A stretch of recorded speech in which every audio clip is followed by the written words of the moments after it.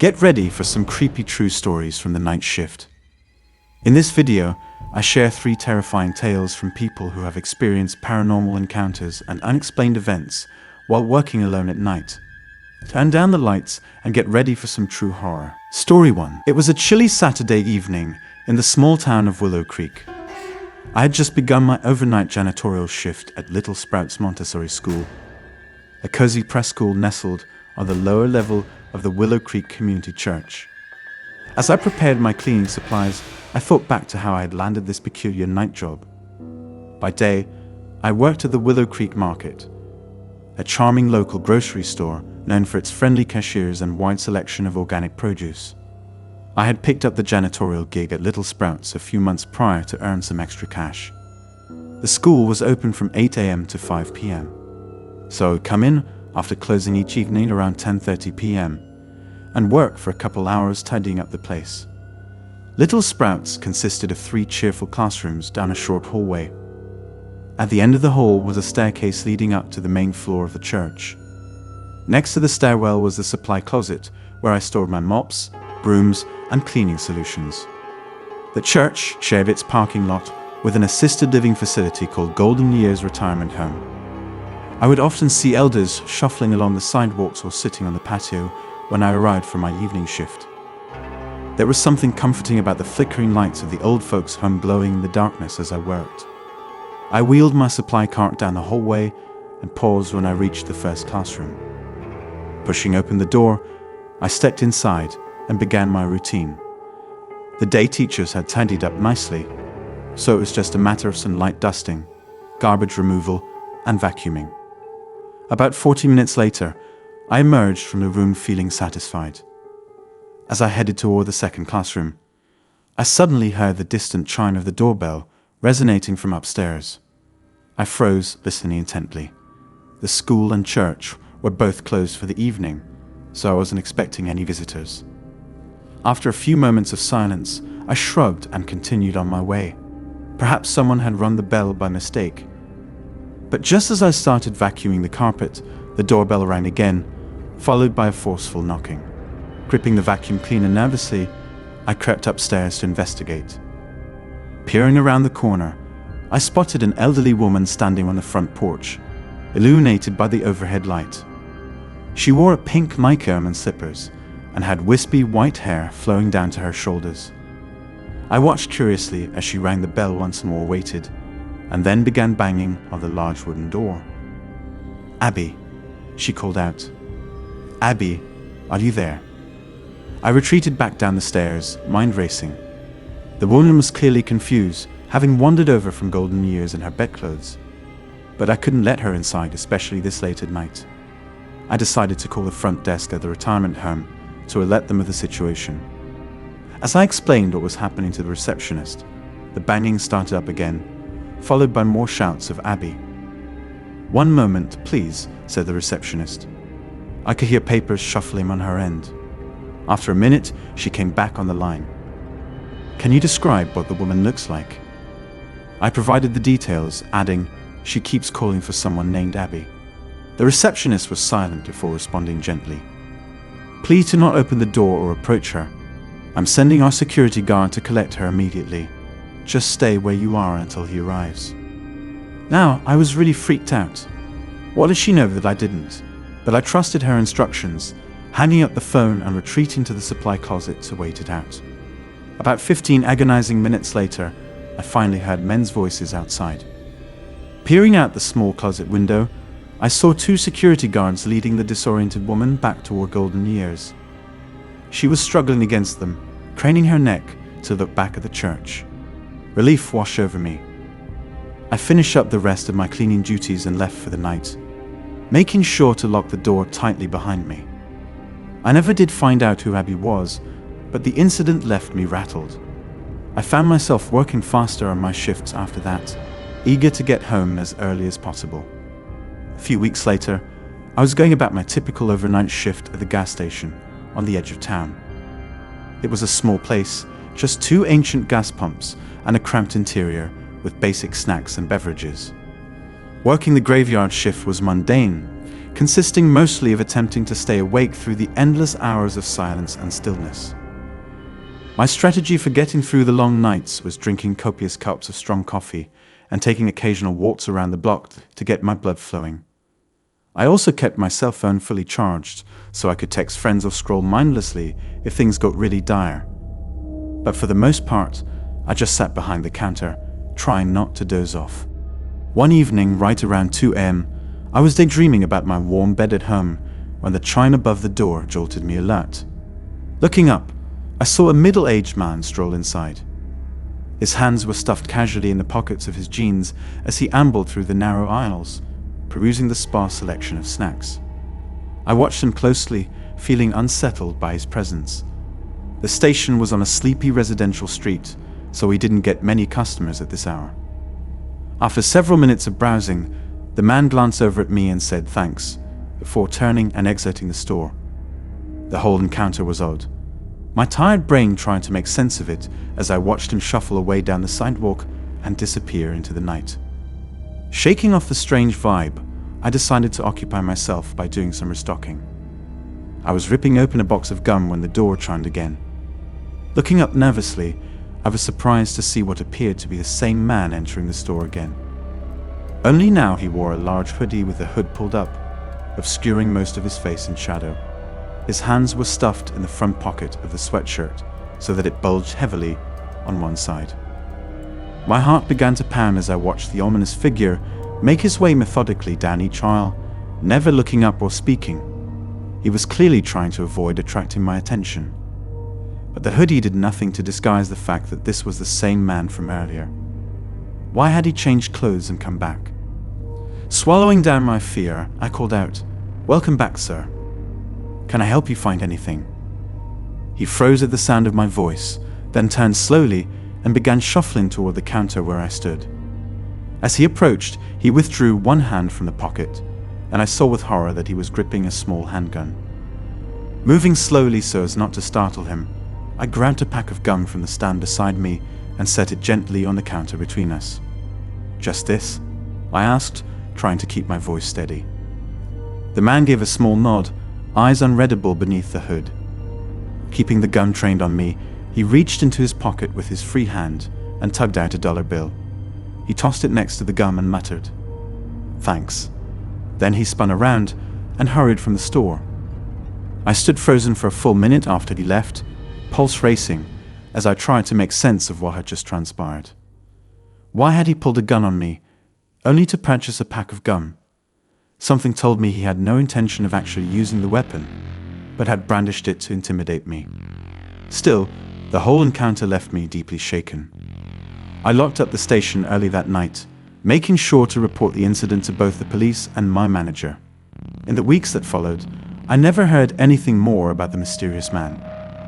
But the memory of him standing before me with that gun stayed seared into my mind. My overnight shifts were never quite the same after that.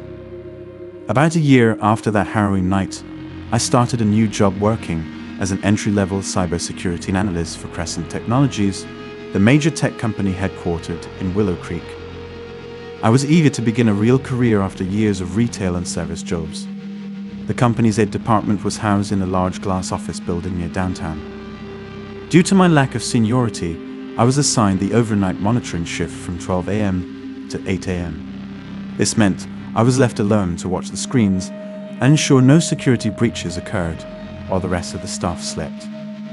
It was a big step up from my previous overnight jobs. The office building was clean, modern, and most importantly, felt extremely secure. My main duties were to carefully review log files, checking for any suspicious activity on the company's servers, websites, or networks. It was tedious work, but I didn't mind. The pay was good, and my co-workers were competent and friendly. By my 4th month on the job, I had settled into a comfortable routine.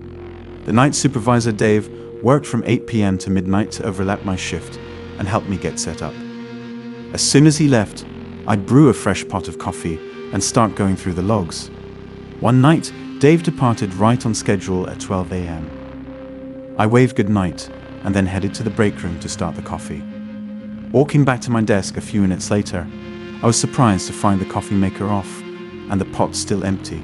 Strange, I thought. I could have sworn I turned it on. Chalking it up to fatigue, I flipped it back on before settling in for the night. I was barely 5 minutes into reviewing the logs when I glanced down and noticed my cell phone was no longer next to my keyboard. I froze, immediately on high alert. I distinctly remembered placing it right there before getting up to make coffee.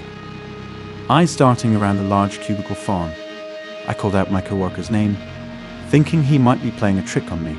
Silence answered. Heart pounding, I heard a faint scuffling sound from the row of desks in the back corner. Seconds later, my cell phone began blaring its alarm from the opposite side of the room. Gripped by terror, I bolted for the exit. My only thought was that there must be intruders in the office with me. I sprinted down the stairwell and across the street to a 24-hour gas station, where I shakily asked to use their phone. The police arrived in minutes and conducted a full sweep of the building. To my shock, they returned with a disgruntled former employee who had used old keycard access to sneak inside and attempt to steal company data. My phone was recovered from where he'd hidden it behind some boxes. In the aftermath, I learned the man had been fired for poor performance a few weeks before I started. He concocted a plan to gain access after hours in order to take back his work laptop, which contained confidential files he hoped to sell to competitors. Although the ordeal was terrifying, I was grateful it ended without further incident. But from that night on, I never again neglected to thoroughly check for intruders at the start of my shifts. Several months later, I was working the cash register for the closing shift at the Willow Creek Market. It was a Tuesday night, and the store had been dead for over an hour. At 10 p.m., my supervisor Melanie poked her head in my lane to let me know she was heading out, and I'd be locking up. I spent the next 45 minutes straightening shelves and facing items, trying to pass the time until I could leave. At 10:45, I returned to my register and pulled out my phone to scroll while half-heartedly watching the entrance. No more customers were expected this late on a weeknight. At around 10:55, the automatic doors slid open and an elderly woman using a walker shuffled in. I quickly set down my phone, feeling guilty she had caught me slacking off. "Good evening, ma'am. Let me know if you need any help finding anything," I called to her cheerfully. She paused and looked up at me, blinking slowly from behind thick bifocals. "Oh no, thank you, dear. I'm just browsing." Her voice was frail but sweet. She began making her way slowly up and down the aisles, stopping frequently to peer at items on the lower shelves. I kept an eye on her, worried she seemed a little unsteady on her feet, but she waved off each offer of assistance, insistent on managing alone. After about 15 minutes, she had looped through every section and was heading toward the exit empty-handed. As she neared my register, she met my gaze and said, "Thank you for your kindness, dear. Have a good night." Puzzled but touched by the interaction, I wished her well and watched as she shakily made her way out into the dark parking lot. It wasn't until I went to lock the doors a few minutes later that I realized with a shudder there was no car parked in the spot near the entrance where she had emerged.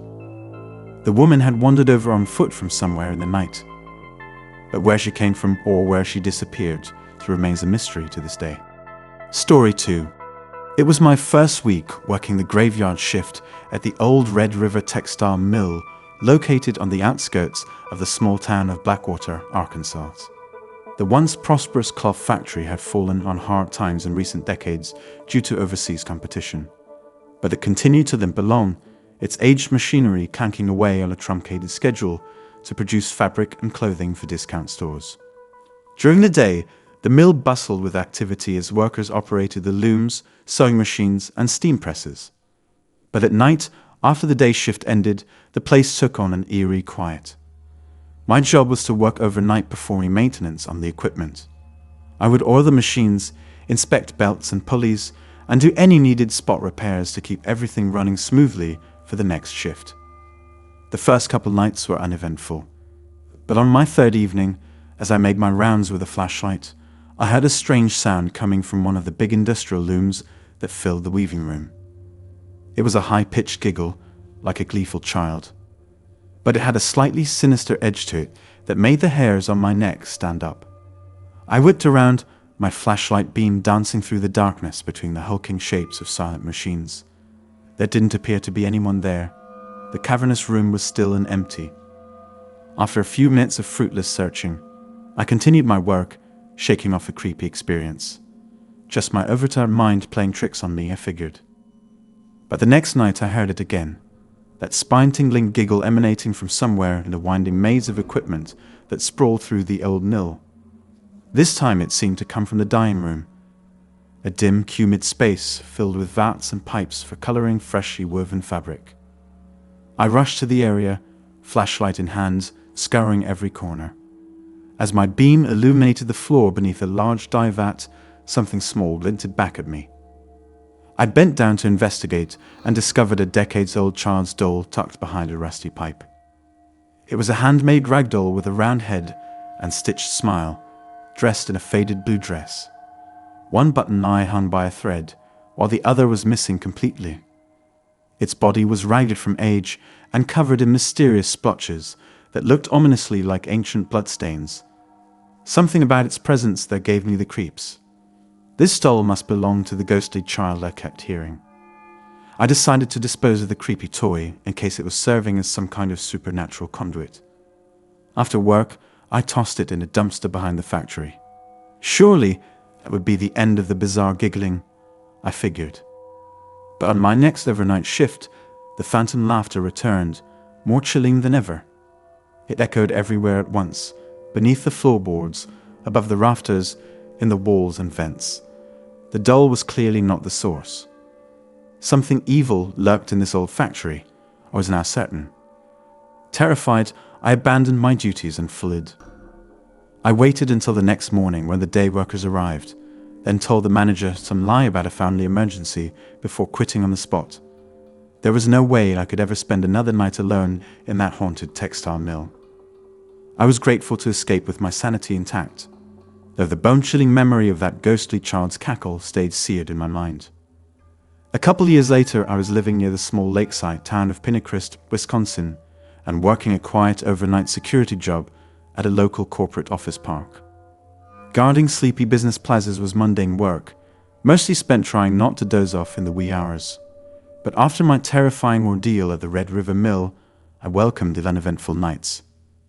It was 2:47 a.m., according to my watch, when suddenly all the lights in the building went out, plunging me into total darkness. The temperature seemed to instantly drop 20 degrees. I fumbled for the flashlight on my belt with one hand, while redialing for a status update from headquarters with the other.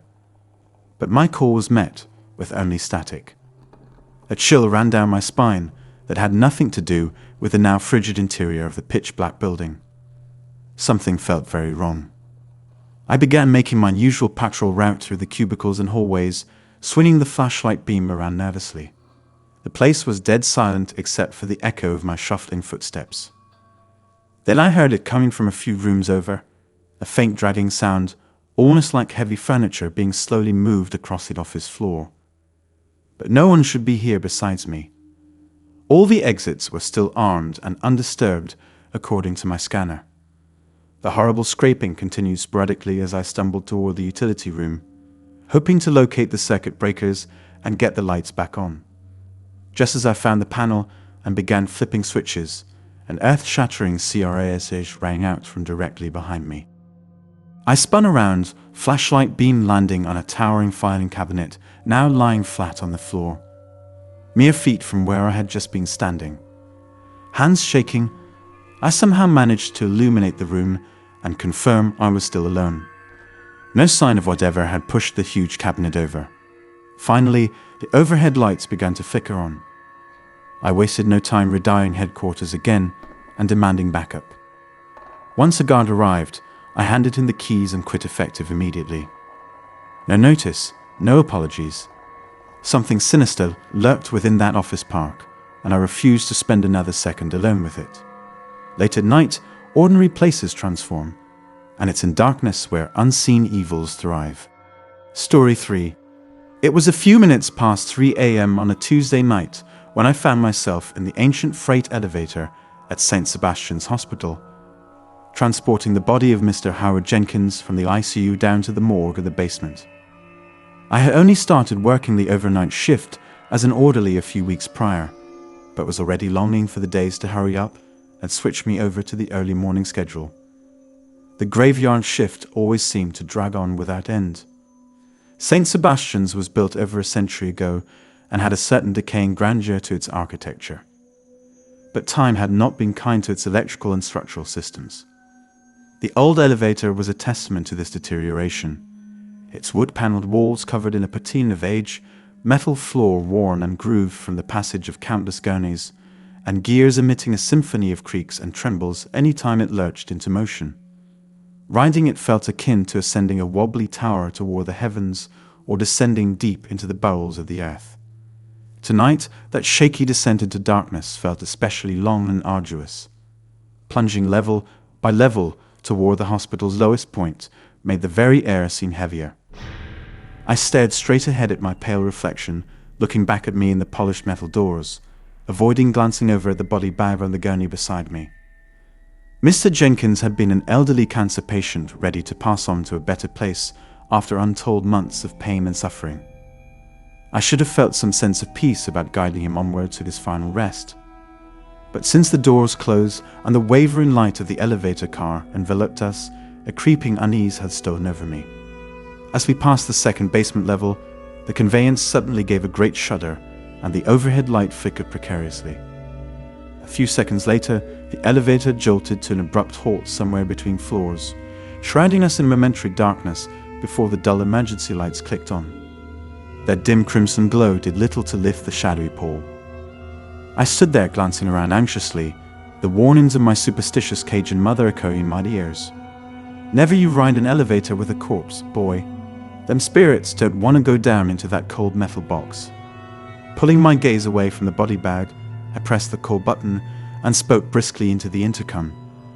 Elevator stalled between B2 and B3, with cargo for more delivery. Request assistance, please. Static answered, casting further doubt on the prospects of a quick rescue. Sighing, I leaned back against the wood-paneled wall, the ancient wood creaking under my weight. This old bucket kept stalling, but maintenance never seemed to fully fix the issue. I made a mental note to take the stairs on my next body run. As I stood waiting in the flickering crimson glow, the silence was shattered by a sudden crinkling sound from the gurney behind me. Whipping my head around, I stared with building dread as the plastic body bag sagged and rippled unnaturally right before my eyes. Some sort of small animal must have gotten trapped inside, I reasoned frantically. But that thought provided little comfort as I watched the bizarre movements. No earthly creature should be moving with such writhing and wriggling from deep within that sealed sack. I cowered back into the corner, my usually rational and scientific mind threatening to give way to childhood superstitions. As I shielded my eyes against whatever unholy vision might present itself, the temperature inside the elevator seemed to plummet until I could see my own panicked breaths misting before me. Mere moments stretched out to an eternity in that suffocating frozen space. But at long last, the elevator jolted back to life with a metallic groan and resumed its descent, mercifully opening on the morgue level seconds later. I maneuvered the gurney out as quickly as humanly possible without looking back. Whatever presence had joined Mr. Jenkins and me in that elevator remained caged there in the darkness between floors. But I knew one thing for certain. I would never again ride that perilous conveyance with a body in tow, no matter the hospital's procedures. There are some places never meant for living souls to traverse, and I pray each night in thanks that I escaped that fate. Over the ensuing weeks, I found myself growing more and more hesitant to report from my overnight orderly duties. The hospital transformed after sunset, normally bustling wards falling eerily silent and cheery daytime staff, replaced by taciturn, wandering souls. But financial constraints kept me tethered to the shift and its chilling quirks. On one such night a month later, I was mopping a stretch of hallway when the ancient intercom system crackled to life. "Orlo, you there? I need you down in the morgue when you get a chance. Got some company that needs your assistance." It was the hospital mortician, Mr. Bartholomew. With a heavy sense of foreboding, I set my mop aside and slowly descended the 3 flights of stairs which led down to that final chamber of rest.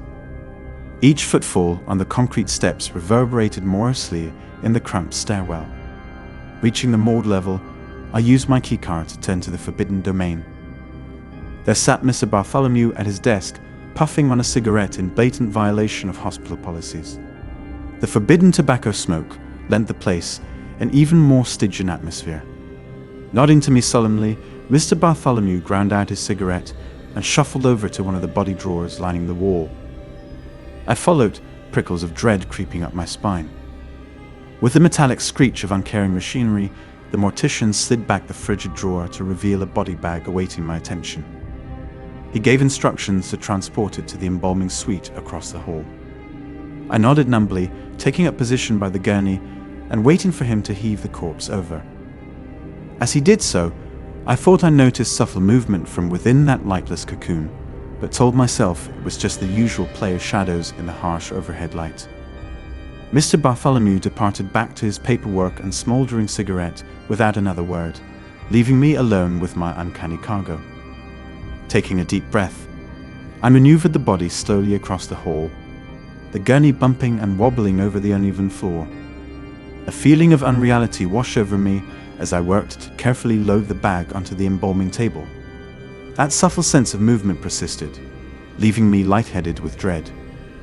Task complete, I turned to flee those nether halls, but felt a cold, implacable force holding me transfixed before that table, which seemed itself to be transforming into a catafalque or pagan altar. Against my will and reason, my fingers reached out to grasp the concealing plastic. I peeled it slowly back to reveal nothing. Only stilled, silent death untroubled by immortal longings. Staggering backward, I uttered a cry from the very root of my soul and spun about, lurching for escape. In my delirium, I knocked over trays of instruments which echoed cacophonously around the windowless halls. At long last, I burst out of that nightmare realm back into the comforting fluorescence of the hospital proper. I collapsed onto the floor, my mind raw and reeling. The next morning, I informed the head nurse that I would be unable to finish out my final 2 weeks on the graveyard rotation. Whether due to some malevolent energy festering in the depths of that old asylum or my own overwrought nerves, I could not say. But it was abundantly clear that I was constitutionally unfit for the uncanny reality which exists in those strange spaces between dark and dawn. My own leanings and limitations became even clearer several months later, when I reluctantly signed on for overnight custodial work at the local high school.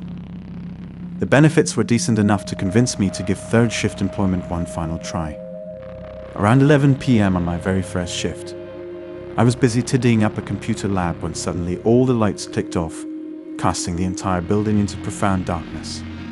Gripping my mop anxiously, I fished my cell phone out of my pocket with shaking hands to illuminate the space. Had a fuse blown. As I groped my way to the hallway to locate the electrical room, I heard a metallic rattling echo from the direction of the school kitchen, followed by a loud crash. Every horror movie I'd ever seen flickered through my mind on fast forward. Part of me wanted to flee the building immediately and resign via text message later. But practicality nudged me forward. I had a job to do, and likely it was just a raccoon or opossum that had snuck inside and knocked over some pots. Thankful I had not turned in my master key yet. I crept onward through the inky blackness. As I entered the cafeteria, the beam from my phone glinted off shattered glass, littering the floor. One of the large windows lining the back wall had been smashed open. I rushed over, crouching down to carefully inspect the damage, mind racing over what could have broken the reinforced pane. That's when the hairs on the back of my neck stood up at the unmistakable sound of shuffling footsteps behind me. I whirled around, phone held aloft like a talisman as I scanned the cavernous darkness for the source. There was nothing but stillness and indistinct shadows. Yet no breeze could have caused that scraping sound so close by. I countered my surging panic by making a mental list of logical next steps. First check the electrical room, then secure the broken window. Inform the head custodian at dawn before leaving. No need to lose composure over creaking buildings and petty vandalism. Heart still lodged in my throat, I set off to locate the circuit breaker, one arm held out nervously in front of me. As I entered the pitch-black maintenance room, My foot bumped something large and soft that gave way beneath my weight. I leaped backward, gagging at the overpowering stench of rancid meat that filled my nostrils.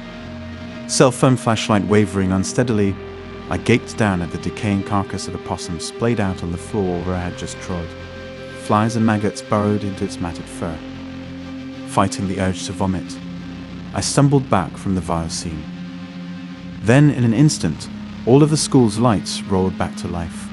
Blinking against the glare, I steadied myself on a cinderblock wall, laughing with manic relief when I saw no monstrous being waiting to attack. Just a dead marsupial and an electrical malfunction. Nonetheless, I decided not even the handsome union benefits could induce me to spend another night within those walls. Certain souls thrive on the seductive terrors of darkness, but I am not among their daring ranks. I know my limits now, and an old luxury condo leasing office will suit me just fine. The mysteries of the night are best left to intrepid adventurers without families relying on them. I walk in the sun, and shall remain content therein.